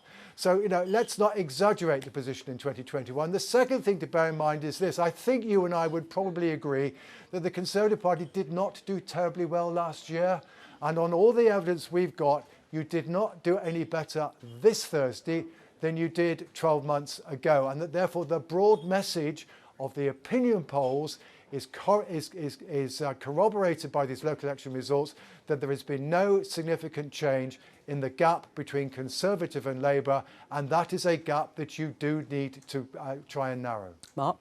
No, I would not disagree with that at all. The Prime Minister made it clear that these results are disappointing ones. Where we've lost councillors, that's clearly disappointing, and we are clearly behind in the polls. So I think no one's pretending that we don't have work to do. I wouldn't disagree with that at all. The point I was making was that where you've shown delivery and a good record and a good thing in the future, then we can win elections. And that's what we've got to do. That means there's a lot of work to do. But I'm afraid the logic of that is the government isn't doable. showing delivery and therefore isn't showing progress. I mean, just to extend what you're saying, I mean, how worried are you, bearing in mind your constituency too, that Labour has gained councils right across the country? They've gained in Hartlepool, in Thurrock, in Essex, in Rushmore, in Hampshire, and in Redditch, in the Midlands. I mean, this is not just one part of the country, this is right across the country. That is difficult, isn't it, for you? Well, and we've held on to a seat in the Tees Valley, which is an area that was traditionally Labour. Well, a mayoralty. Yeah. So you've got to look at both of those things. So the picture is complex. So look, I'm not pretending there isn't work for us to do, right? That would be a ridiculous position to hold, which I don't. Right? There's a lot of work for us to do. My point is we need to focus now, between now and the election, on the choice that faces the country, the fact we've got a plan, the plan is working, the fact that if you chose a Labour government, they don't have a plan, you'd go back to square one and throw away all the progress through those difficult challenges you've had on the pandemic and dealing with the impact of the war in Ukraine. And that is what we're going to have to focus on. And just to pick your point up about the point about across the country, there's a lot of voters, if you look at those polls, that haven't made their minds up. If I take my constituency, which you referred to, I do meet people who are not super enthusiastic at the moment, but what is important is they haven't switched to the Labour Party. They want us to give them a reason to go out and vote for them, and that is the thing we've got to focus on between now and the election. I will get a response from you, Ellie, in just a moment, but before we let Sir John Curtis go, just to pick up on that theme about Labour winning councils in different parts of the country, but a number of them were notably Leave areas in the EU referendum during those Brexit years. Is that divide, Leave and Remain, is that all but gone? Has it diminished as a sort of salient factor, or is it still there? And actually what Mark is saying is that people have stayed home, they haven't quite made up their minds yet. The quick answer to you is, so far as the geography of support is concerned, there has been a partial reversal of the impact of Brexit on the geography of party support. That is something that was evident in the local elections in 2022 and 2023. It's not clear that it's gone much further now, but if you compare the results now with the results in 2015 and 2016, and that's one of the things we're able to do back there, you still see the Labour Party relative to 2015 and 2016 doing better in Remain voting areas and the Conservatives conversely in Leave voting areas. The second thing I would say to you is, if you look at the evidence of the opinion polls about who is voting Labour, 75% of those people who say they are going to vote Labour are current supporters of rejoining, and that figure is not down a great deal from the just over 80% of Labour supporters who backed Remain back in 2019. Actually, the party whose support has changed much more in terms of its composition is the Conservative Party support, because basically the party had so little support amongst Remain voters back in 2019, and those who voted Remain in 2016 and were willing to vote for Boris Johnson were very, very loyal Conservative voters. So they haven't gone down. The Conservative Party, on the other hand, has lost about a half of the people who believe in Brexit. So therefore, ironically, the Conservative vote is now much less of a pro-Brexit vote, much diminished as the Conservative vote now is, than it was 4.5 years ago. Sir John Curtis, thank you very much. We'll talk to you as more results come in, but very interesting in terms of analysis and the motivations for people voting. Let's just bring you up to date with some latest results from councils across England, because, of course, these are local elections as well as mayoral elections and police and crime commissioners. Well, you can see there Castle Point, it's gained by the independents. They were certainly in a strong position, but they have gained Castle Point. Burnley is hung. That is also an area where, to some extent, Labour are coming under pressure from councillors who have quit the party. Hindburn, that's an important gain for Labour in Lancashire. They'll be very pleased with that. Knowsley, unsurprising, that is a Labour hold. And West Oxfordshire remains hung, as does Welwyn Hatfield, and Labour have held on to Preston. Just looking, Vicky, at these results. Oh, well, let's just give you some more since they have come in. Basingstoke remains hung. Barnsley is a Labour hold, and the Liberal Democrats have held on to Watford. Labour have held on to Wakefield, Blackburn, despite what we were hearing there from George Galloway, and Swindon, and they've gained. That's an important win for Labour too in Norwich. The Greens will have been strong there, but it was obviously no overall control, but Labour have gained there. There's a confusion over Norwich, actually. I'll just... Oh, what, they haven't gained it? Well, it says we've just had something in saying we reported earlier that Labour had taken control of Norwich. This was a result of a data error and the count is still continuing. But I don't know, that may be now updated, so we're not quite sure about that. All right, well, we'll hold a question mark against Norwich. But I can tell you about, from people, our BBC people in Basildon, which we like, we talk a lot about Basildon as a bellwether place, but the Basildon Council is on course for being in no overall control, and a senior Tory source saying the results there are very bad for the party.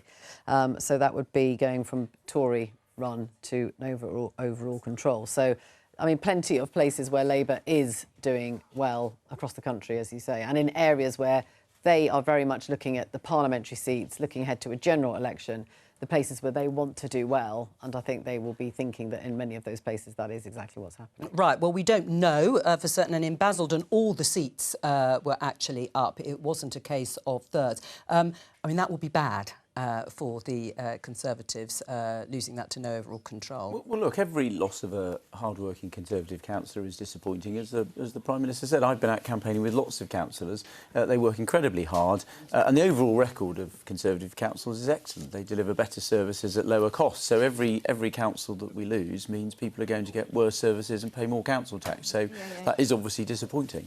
Ellie.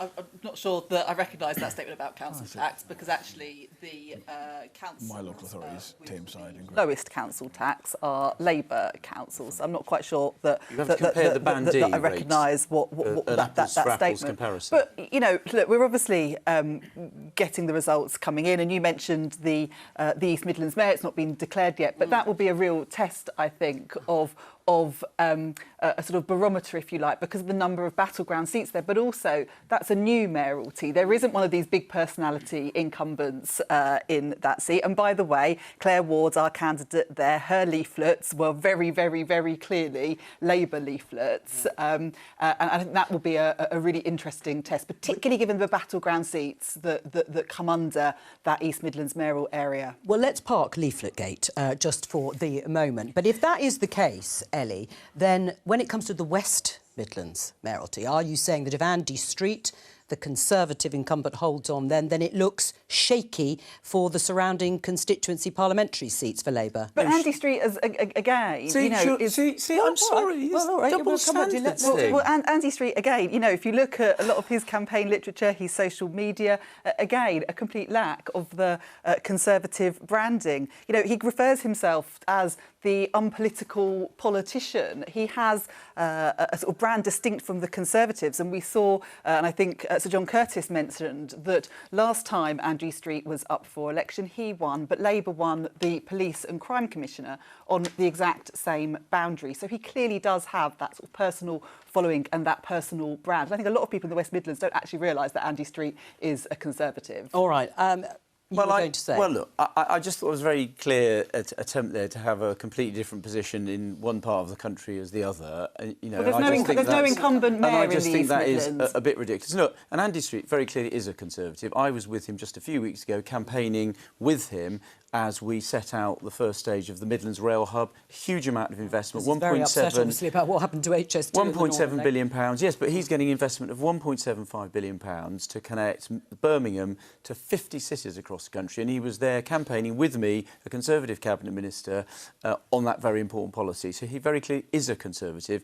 If he does well, that's a win for the Conservatives in the same way Ben Houchen did. One of the things in his favour, of course, is painting himself as a Conservative, unlike the Labour-run Birmingham local authority, which is bankrupt. Look, local government is in a really difficult situation because of years of neglect by the Conservatives. You know, there's no long-term funding plans for local government. They have to go, you know, cap in hand, bidding for bits of funding here, bits of funding there, spending millions of pounds in the process. You know, we need a long-term funding plan for local government, and it's not just Labour councils that are in financial difficulty. There's a large number of Conservative councils, like Northamptonshire, Northumberland, Slough, that are also in difficulty. Right, I think we can show you, although it's just disappeared from in front of me, the result in Worthing, and that's been held by Labour. Again, unsurprising, but down on the south coast, Tim Lawton, the Conservative MP, is stepping down, actually, but we can see there 45% for Labour to 37% for the Conservatives. What's interesting, if we have a look at the vote share change, it's gone up quite significantly for Labour. Again, if you're looking at areas where Labour would like to take in parliamentary elections, up 13%, down 12% for the Conservatives. We're waiting to hear if we're going to get a mayoral result in the North East. That's also a new position there. Labour very much hoping they are going to take this. The independent candidate, Jamie Driscoll, was Labour's mayor in the former, the old seat. It has now changed, and they've got this one post. So we'll bring that to you as soon as we have noticed that it is going to be announced. But that would be an important win for Labour, and we can see that they are setting up ready to make that announcement, but we'll come back to it in just a moment. In terms of the mood for the party, Rachel, and in terms of Labour having sealed the deal, it is a slightly hackneyed phrase, but this idea that, yes, many voters, clearly from these council elections, as a barometer, have lost and fallen out of love with the Conservatives, but have they really sealed the deal in terms of enthusiasm for the Labour Party? I think there was low turnout in various areas, particularly the Conservatives are pointing to low turnout in the Blackpool South by-election. I think if you've got low turnout and Labour are managing to get their voters out and the Conservatives aren't, that's not necessarily a win for the Conservatives or something that should comfort them. I think East Midlands mayoralty is going to be really interesting, certainly the Conservative MPs that I was speaking to in the run-up to these elections, because that will show the benefits, the strength of Conservative feeling when there isn't an incumbent. Are we getting that result now? No, not quite yet. That's all on BBC Two. I'll be back on BBC One and BBC News in a few moments' time with continuing election results coverage.